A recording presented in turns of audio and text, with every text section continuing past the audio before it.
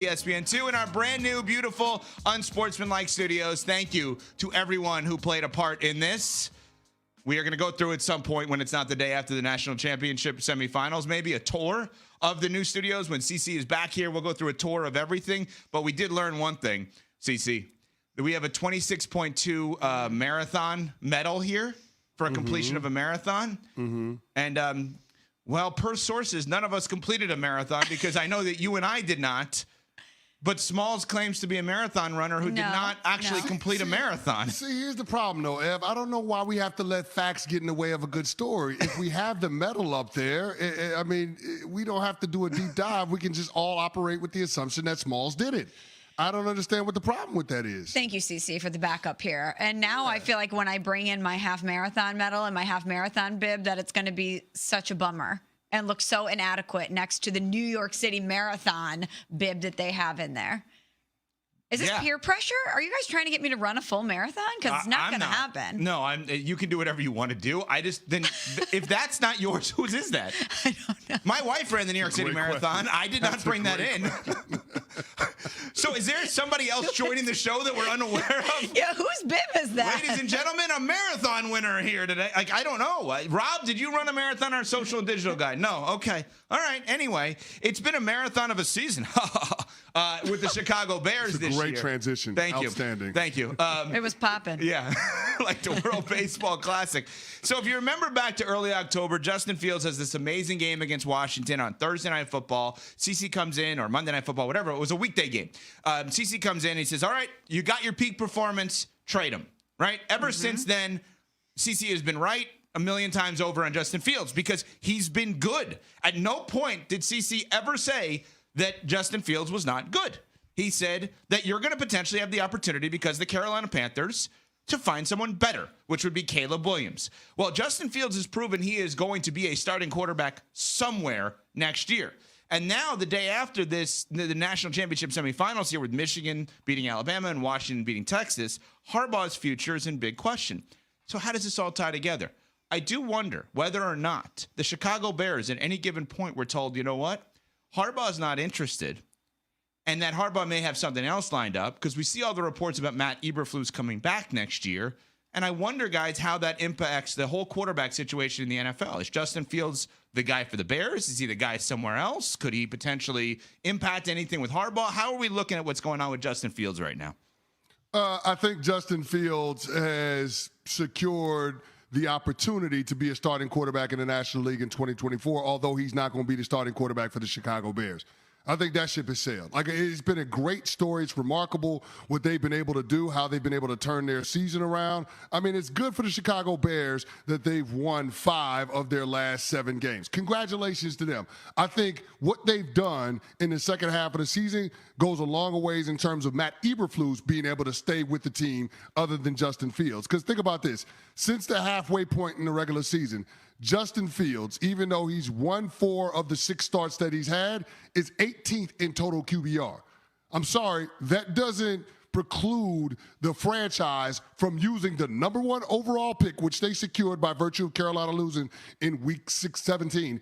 They are not going to pass up on Caleb Williams or Drake May or Jaden Daniels with the number 1 overall pick for what Justin Fields is right now, especially knowing they have to make a decision on his 5th-year option in the spring of 2024. I'm sorry, even though this team has been able to find some success in the last 2 months, I don't think that that's enough to justify the opportunity cost of staying with Justin Fields and passing on yet another crop of talented quarterbacks. Yeah, if they didn't have that pick, we would be looking at the success that the Bears and Justin Fields and Matt Eberflus they were able to have in the second half as remarkable. We would be saying the future looks bright in Chicago. If they continue to build around this guy another year in this system, who knows what he can be.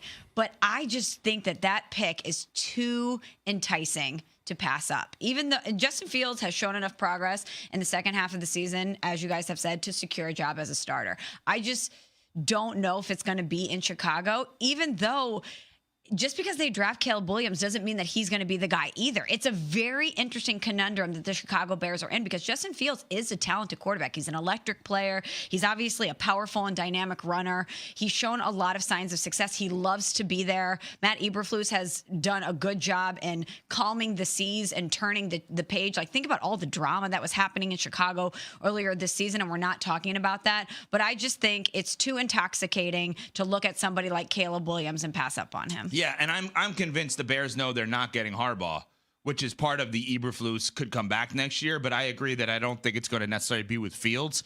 I think there's an argument that maybe they'll make the wrong decision. We'll see. Fields will definitely be a starter next year. We do know now that there are probably going to be two guys that are kind of open for business relative to their next team and will start, we assume, next year in the NFL, Justin Fields and Russell Wilson. If I gave you a roster, CC, without a quarterback and you had the choice of those two guys, which one are you taking? Oh, man, give me Justin Fields. Give me Justin Fields, man. I take Justin Fields. I'll believe in the promise of what Justin Fields has shown this year versus where Russell Wilson is at in his career, because I don't think it's going to get any better for Russ. I think we're on the downside of it. If Sean Payton can't get the best football out of him, I don't know that it's going to happen. And, I mean, it's not for a lack of trying. For all of the things that have been put out in the ether about Sean Payton and Russell Wilson not being his guy, Sean Payton tried to come up with a formula where the two could coexist. Sean Payton wanted Russell Wilson to try to have success this year because it makes him look good, the fact that Nathaniel Hackett could be all-time awful and then Sean could come in and turn him around. And the fact that he wasn't able to do it and they're giving up on a guy that they've paid $142 million to between 2022 and 2023, I think that just goes to show you how Russell Wilson has, I guess, lost the confidence of not only the people in that franchise, but potentially people in NFL circles.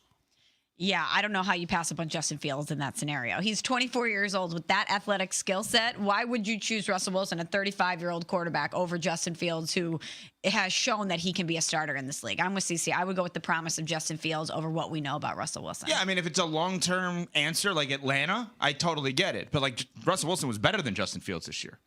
Like, that's why you would, if you're a team that you feel like is close. It's a low bar to clear.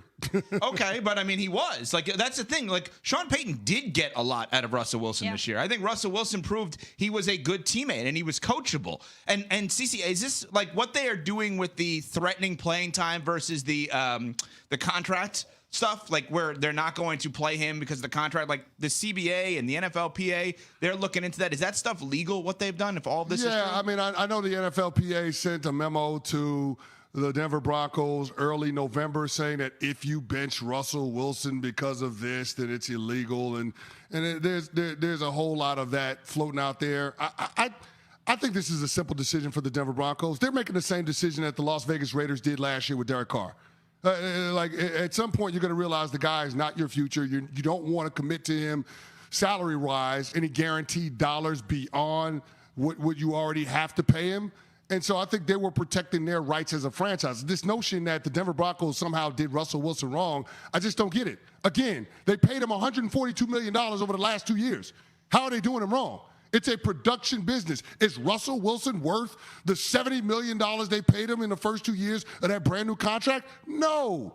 So I'm going to guard against this dude getting hurt and potentially having to guarantee him more money, not just in 2024, but also $37 million in 2025. Why on God's green earth would I do that? So you're damn right. I'm going to sit his ass down because he's no longer a part of the franchise's future. Period. Coming up, we get back into the college football playoff yesterday as Michigan and Washington. Wish somebody would do me wrong like that. Both win an undefeated